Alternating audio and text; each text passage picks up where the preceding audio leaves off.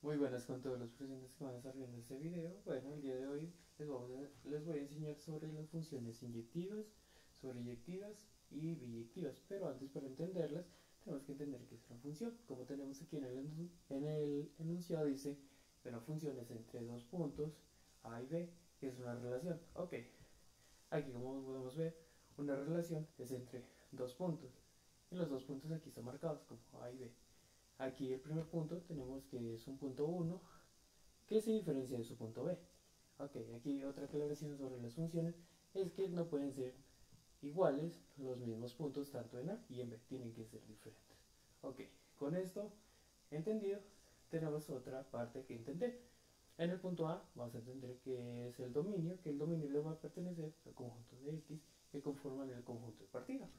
Y el conjunto B, que es el conjunto de las Y, que le pertenece al codominio que conforman al conjunto de llegada. Ok, vamos a proceder con las funciones inyectivas. Ok, ¿cómo la vamos a reconocer una función inyectiva? Ok, aquí tenemos un ejemplo del cual tenemos una función inyectiva graficada, pero para reconocerla, tenemos que cada elemento del codominio le pertenece un elemento del dominio. Ok, vamos a regresar a la anterior imagen que entendemos que un elemento del codominio le tiene que pertenecer a un elemento del dominio. Aquí como entendemos, aquí, aquí gráficamente entendemos que esto es una función inyectiva. Entonces, para una función inyectiva se tiene que entender que la parte del codominio tiene que tener al menos una, le tiene que pertenecer a la parte del dominio para que sea una función inyectiva, que esto se va a reconocer y gráficamente se va a ver expresado que tanto una función inyectiva en esta gráfica se le reconoce porque esta solo sube o solo baja. Ok. Y aquí en el gráfico tenemos expresado que es una línea recta, que esta puede subir o bajar. Ajá. Pero como aquí esta gráfica o solo sube o solo baja. Más adelante les explicaré cuándo es una función inyectiva y cuándo es una función sobreyectiva. Ok, vamos a la función sobreyectiva. En la función inyectiva tenemos que cada elemento es de su codominio que corresponde al menos un elemento de cada partida. Ok. En la sobreyectiva te da a entender que es que todos los números del codominio van a tener al menos un elemento del dominio enlazado. Miramos aquí que esto es una función inyectiva, perdón, sobreyectiva, porque cada elemento del codominio le pertenece a un elemento del dominio. Ajá, aquí tenemos que uno le pertenece a A y ajá, y así sucesivamente. Y acá también tenemos, es una función sobreyectiva. ¿Por qué sobreyectiva? Porque todos los elementos del codominio les pertenece al menos un elemento o varios elementos del dominio. Y que aquí entendemos que es una función sobreyectiva. Y acá, ¿por qué no es una función sobreyectiva? Como las funciones inyectivas las habíamos explicado, en las funciones inyectivas al menos un elemento del codominio le tiene que pertenecer a un elemento del dominio, como tenemos aquí. Todos estos, aquí en el codominio tenemos 4 elementos y aquí en el dominio tenemos 3. Ajá. Entonces en el codominio, esos 4 elementos, solo 3 le están perteneciendo al dominio y uno se está quedando afuera. Esto es una función inyectiva, ya que el codominio, como establece que cada elemento de su codominio le corresponde al menos un elemento de su partida, entonces el D también tendría que ir unido al menos a un elemento del dominio. Y en la gráfica representativamente está como una línea recta, igualmente a la inyectiva, pero en la sobreyectiva sí se pueden enlazar más de un elemento, tanto en X como en Y, pero también puede estar expresada así. Pero aquí a la diferencia de la inyectiva, su rango tiene que ser tanto para el positivo y como el negativo tiene que ser infinito. Siempre. Si no es infinito, no es sobreyectivo. Ok, vamos a pasar a la biyectiva para que se entienda mejor esto. Ok, ¿cómo vamos a reconocer una función si es biyectiva? Cuando la función es inyectiva y sobreyectiva a la vez. Ok, al tener estos dos casos en cuenta, aquí hay una confusión. Ajá, como tenemos que es sobreyectiva y sobreyectiva de entender que todo su codominio tiene que pertenecer al menos uno o dos elementos del dominio, ahí ahí está el error. Como podemos ver aquí, aquí tenemos 5 elementos en el codominio y 5 en el dominio. En el codominio tenemos que cada uno le pertenece un elemento del dominio y no se repite. Aquí en el primer ejemplo. Y aquí entendemos que sí es biyectiva. ¿Por qué? Sobreyectiva porque todos los elementos del codominio tienen un elemento del dominio. Y biyectiva porque solo tiene un elemento de cada uno, no se repite. Y acá tenemos el ejemplo de que no es biyectiva. ¿Por qué? Ajá. Aquí tenemos que todos los cinco elementos, algunos no tienen su parte del dominio y otros tienen más de dos. Y entendamos, inyectiva es cuando solo le pertenece un elemento del codominio al dominio. Y sobreyectiva cuando todo el codominio, todos sus elementos tienen una parte del dominio. Y como podemos ver aquí, el 4 no tiene un elemento del dominio, entonces no es sobreyectiva, dando a entender que desde ahí ya no es biyectiva, porque tiene que ser tanto inyectiva y sobreyectiva.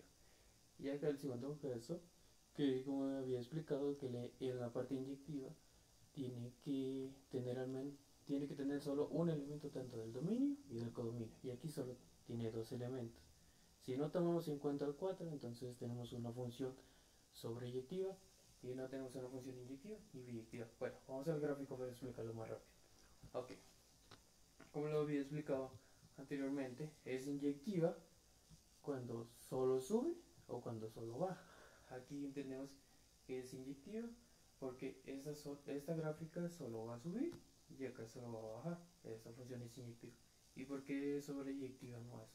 Ok, no es sobreyectiva porque al ser dos gráficas, solo esta gráfica va del más infinito al menos infinito.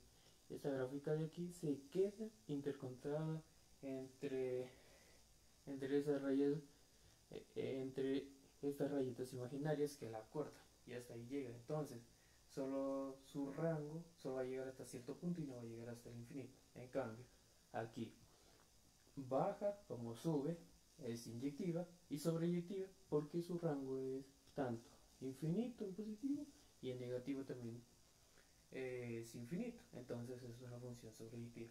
Muchas gracias. Bueno, como adicional tenemos la función inversa, que la función inversa, como lo mismo dice, es lo inverso de una función, pero para reconocerlo y saber cómo hacer bien una función inversa tenemos que reconocer tres puntos. Como primer punto tenemos que reconocer si es inyectiva. Inyectiva aquí en la forma ya de ecuación tenemos que si fx1 es igual a fx2, entonces x1 va a ser igual a x2. Ok, aquí tenemos nuestra ecuación, 3x más 5. Ok, entonces como aquí arriba lo habíamos explicado que fx1 es igual a fx2, tenemos que tanto esta ecuación le va a pertenecer tanto a fx1 como a fx2. Entonces las igualamos, ponemos el signo igual para que estén igualadas.